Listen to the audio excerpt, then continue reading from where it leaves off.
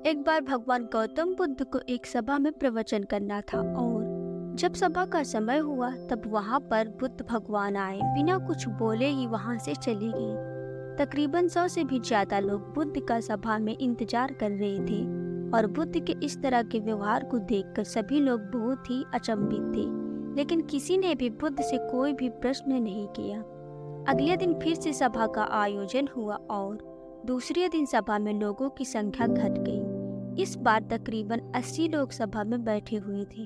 बुद्ध सभा में आए, लेकिन इस बार भी उन्होंने वही किया, यानी बुद्ध इस बार भी आए और बिना कुछ बोले ही वहां से चले गए। लोग दोबारा से चौंक गए, लेकिन किसी ने भी प्रश्न नहीं किया। अगले दिन सभा का आयोजन फिर से किया, लेकिन इस बार सभा में लोगों की संख्या और घट गई।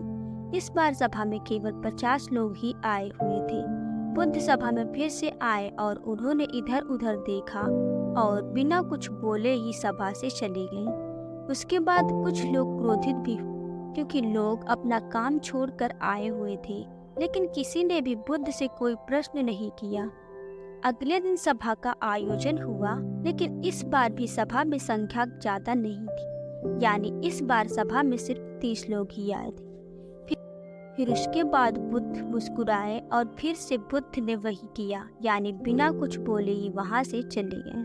भी लोग बहुत क्रोधित हुए और इस बार लोगों ने पीछे से कुछ कहा भी और बड़बड़ाए भी, लेकिन बुद्ध ने उनके किसी भी प्रश्न का उत्तर नहीं दिया।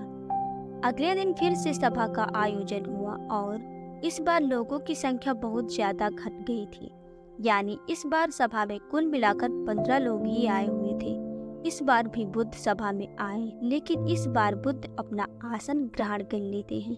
फिर बुद्ध बोले और बुद्ध ने उन 15 लोगों को उपदेश दिया और वे 15 लोग ही बुद्ध के भिक्षु बन गए और आगे चलकर उन 15 लोगों ने ही बुद्ध के ज्ञान को अलग अलग दिशाओं में फैला दिया। फिर एक दिन बुद्ध से किसी ने पूछा कि बुद्ध, आप कई दिनों तक बिना बोले ही सभा से क्यों चले जाते थे? फिर बुद्ध कहते हैं कि मैं उन लोगों की खोज कर रहा था जो लायक थे, यानी कि पहले दिन 100 से भी ज्यादा लोग आए हुए थे। उसमें से ज्यादातर लोग सिर्फ आए हुए थे, उन्हें मेरे उपदेश से कोई भी मतलब नहीं था। वे बस आ गए थे और उसमें से ज्यादातर लोग सिर्फ देखने और सुनने के लिए आए थे कि सभा में क्या होता है। वे मेरे काम के लोग नहीं थे, क्योंकि वे लोग मेरे ज्ञान को औरों तक नहीं पहुंचा सकते थे। मुझे तो उन लोगों की खोज करनी थी जो मेरे ज्ञान को जन जन तक पहुंचा सके। कई दिनों तक सभा में बिना बोले ही मैं इसलिए चला गया, क्योंकि मैं ये देखना चाहता था कि वो कौन लोग हैं जिनके भीतर वास्तव में प्यास है। जिन लोगों के भीतर वास्तव में प्यास थी, वे लोग अंत तक जरूर रुके, और जो लोग बस ऐसे ही आ गए थे, वे लोग पहले या दूसरे दिन ही चले गए।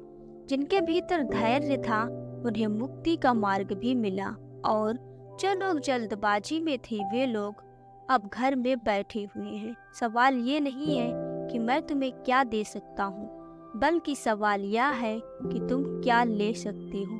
तुम्हारा पात्र कितना बड़ा है और कितने के तुम हकदार हो। जितने के तुम हकदार हो, उससे ज्यादा तुम्हें नहीं मिलेगा।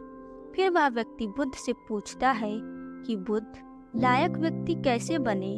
फिर बुद्ध कहते हैं कि धैर्य के द्वारा। जिस व्यक्ति के अंदर धैर्य है, वह अपने जीवन में कुछ भी पा सकता है। सभा में जितने भी लोग आए हुए थे, और उसमें से अंत तक वही रुके जिनके अंदर धैर्य था।